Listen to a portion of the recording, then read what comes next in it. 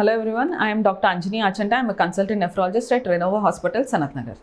So I'll tell you when to consult a nephrologist. This is very important because most of you have ailments like hypertension, diabetes, obesity, and you are concerning your general physician. But you should know when to consult a nephrologist because nephrologist knows how to treat that kidney disease, how to prevent it to further progression, and when to be careful and when to be urgent. So it is very important to know when you have to consult a nephrologist. First is advanced chronic disease. So if your kidney disease, if you have a serum creatinine value which is more than 3, I would suggest go to a nephrologist because it is the time where you can do adequate diet and medication, prescribe adequate diet and medication, and try to reduce your progression of kidney disease so that it is less than 1 to 2 milligram rise in creatinine per year, so that you are postponing your kidney disease advancement and day of dialysis to a further date. So advanced chronic disease, especially in stage 4 and stage 5 of chronic kidney disease, especially when your filtration rates are less than 20 ml per minute and your creatinine values are around 5 to 6, I would suggest go to a nephrologist.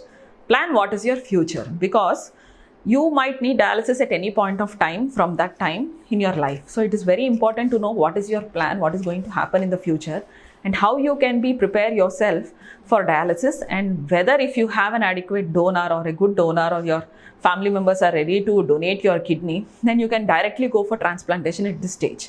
So you will have multiple options to choose and you have enough time to plan for these options in future if you go at an early stage. Second is protein in urine. This is a very major thing. Most common cause of kidney disease is diabetes. But in addition to diabetes, there are certain glomerular diseases which cause loss of protein in your urine. This loss of protein might be a very small amount, somewhere around 500 to 1 gram per day, to about 7 to 8 to 10 grams per day. So what is suggested is, at that point of time, we can suggest a renal biopsy to the kidney. That is where we take a small bit of the kidney and examine under microscope and decide what type of kidney disease is happening in the body. And there are therapies available for each glomerular disease, thereby where you can increase the survival of the patient and also the survival of the kidney if you detect at an early stage. But if this protein in urine is neglected, then it can lead to advanced kidney disease and dialysis stage at a faster state. So it's very important, if you are having protein in urine, whether it is because of diabetes, because of hypertension, any problem, you should definitely consult a nephrologist. The third important point is blood in urine. So blood in urine could be because of different causes. It could be because of structural causes like stones or papillary necrosis or any problem within the kidney pelvicalcial system, that is the kidney, ureter and bladder, or could be any problem within the glomerulus, a functional unit of the kidney. So it's very important to differentiate these two because both of them have different prognosis and both of them land up in end-stage renal disease at different rates. So we have to identify why you are losing blood in the urine, whether that loss of blood in the urine is serious or not. If it is not serious, what is the cause, and appropriately we have to treat. If it is a stone, we have to remove it. If it is papillary necrosis, we have to place stents and we have to remove it, and we have to prevent whatever is possible to decrease the blood in the urine. So if you have blood in the urine, I would suggest go to a nephrologist, find out what is the cause, because any insignificant amount can also land up in renal failure at a later stage. Next is a progressive kidney disease. This is a very important point because you have very small amount of kidney disease initially when you get detected, somewhere around 1.3 to 1.5. You think it's insignificant, your doctor also says it's okay, you can manage it. But if that is increasing rapidly, like if the rise in serum creatinine is more than 30%, 15 to 30% every year, or if your fall in GFR is more than 15% per year, that means that your kidney disease is progressing and you will land up in an advanced kidney failure or dialysis at an earlier stage than what is predicted based on the creatinine at the time of diagnosis. So it's very important to follow up your kidney disease every 3 months to 6 months. See what is your creatinine level, what is your filtration capacity, and based on that you should know how fast is your kidney disease progressing.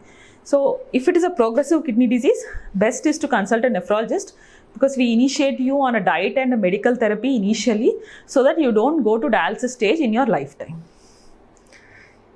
Very important point is uncontrolled hypertension, especially patients who are using more than 3 to 4 drugs and who are not able to achieve normal hypertension despite using 3 to 4 drugs, it's very important to check your kidney function and to consult a nephrologist.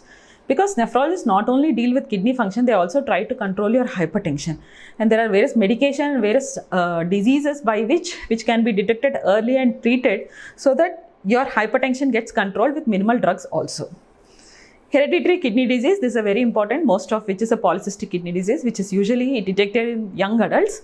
But this hereditary kidney disease sometimes could be a congenital kidney disease which is present in childhood and it's neglected, and it becomes a progressive kidney disease in your adolescent or a young adult age.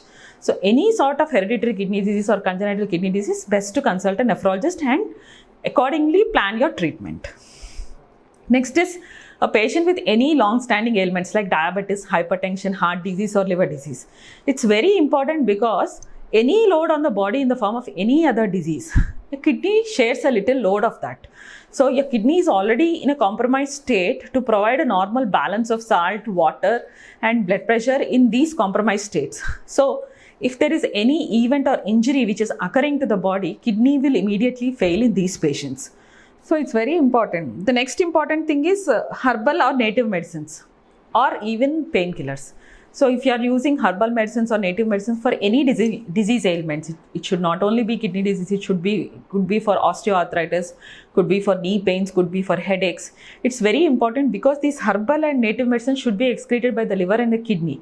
And sometimes they produce toxic products which can cause damage in the kidney, which is reversible if you identify early, or sometimes it can lead to long-standing hypertension and chronic kidney disease in these patients. So I would suggest, if you are having any major ailments or using any type of medicinal supplementations like herbal or native medicines, to consult a nephrologist. Thank you.